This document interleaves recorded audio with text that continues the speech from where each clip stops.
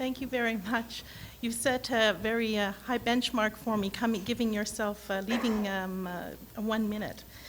Some weeks back, I was walking through a neighborhood in Gatineau, Quebec on my way to a social gathering, and I soon realized that I was lost. It was a new neighborhood. I stopped to take out my directions because I always travel with directions, and looking up to get my bearings, I saw something that caught my attention. It was a flag hanging in a window being used as a curtain. I recognized the design immediately.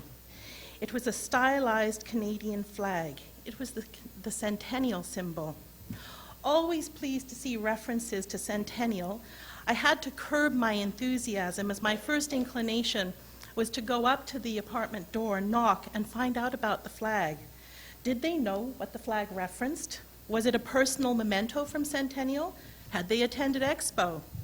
Instead, I enjoyed the moment, filed it away as one more centennial encounter, and continued on my way. For me, though, these moments speak to the fact that Centennial endures in the minds of Canadians. It was a watershed moment in Canada's history.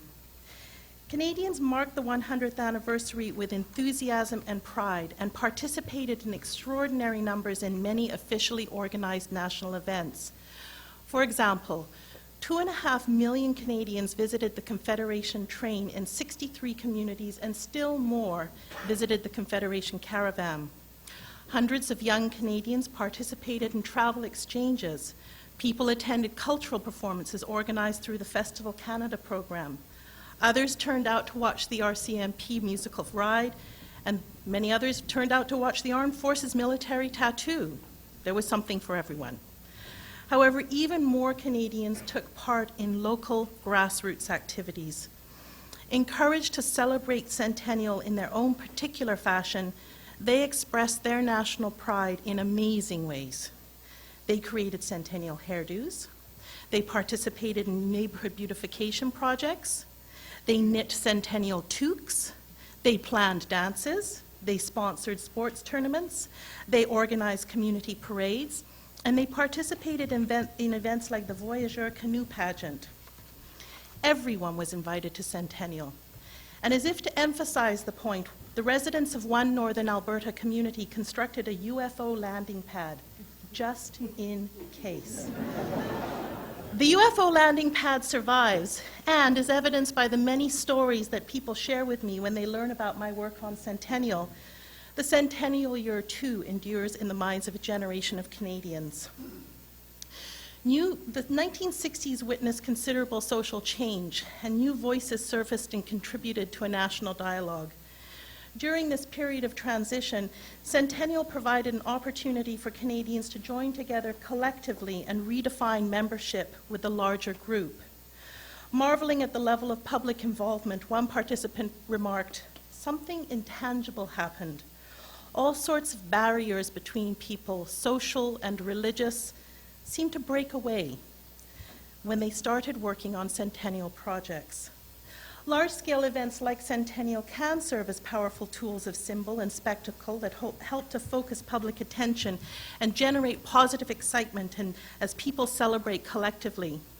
However, given that they're often designed to ground citizens during periods of social flux or transition, organizers sometimes opt to downplay direct reference to what could be perceived as potentially controversial or provocative issues, as there's often a preoccupation with instilling a sense of shared values and emphasizing common bonds.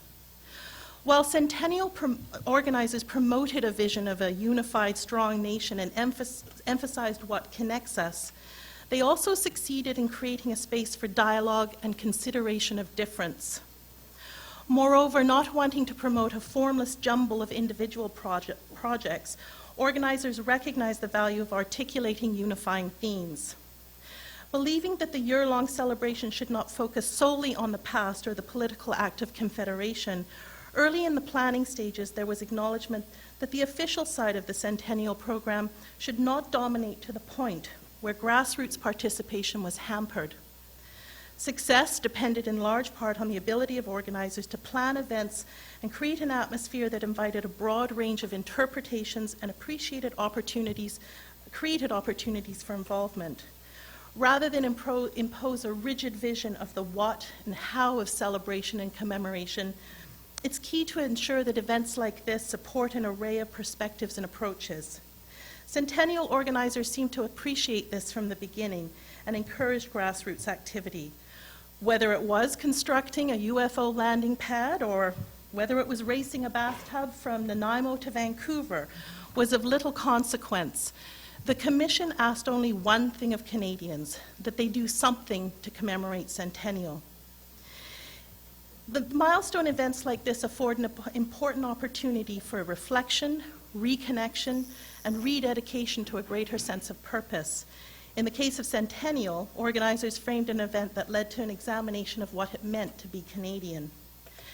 Acknowledging that they could not control every aspect of the celebration, they decentralized the actual execution of many projects, leaving local committees, the voluntary sector, business, and more often than not, individual citizens to plan events for their respective communities. This was unsettling for some, as there was often concern that the approach could serve to amplify regional loyalties, lead to disagreement and potential conflict, thereby undermining a primary goal of Centennial to reinforce national unity and a sense of shared identity. And there were occasions during Centennial year when Canadians did disagree or share different opinions.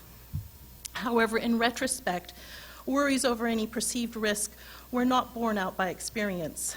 The government played a strong leadership role, developing and managing a Centennial framework, championing and administering a wealth of official programs, clarifying themes and principles for the celebration, and focusing attention on disseminating and promoting overarching ideals and values like national unity and identity.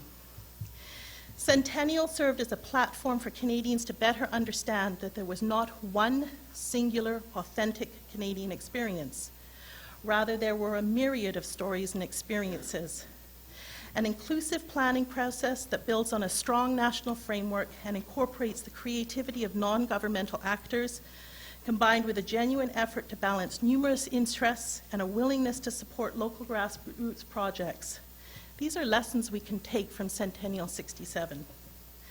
By applying the principles of inclusion and not designing an overly scripted event, Centennial organizers found a path forward that in many instances served to strengthen existing relationships and help forge new ones.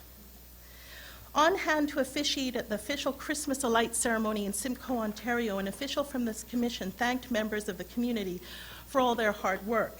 He remarked that while there had been many wonderful official projects and programs, it was because of the enthusiasm of communities like Simcoe that Centennial could be considered a success. He observed that it's one thing for governments to organize programs, for people to respond to the programs organized, but the real measure of 67 goes well beyond that, to the thousands of projects undertaken by people themselves. In his view, people celebrated not because they had to, but because they wanted to. Centennial continues to generate comment, with people speaking genuinely and compellingly about what was evidently an important time to them. Many people who were children at the time remember Bobby Gimby's song, Canada, please don't ask me to sing it, or recall a family visit to Expo 67.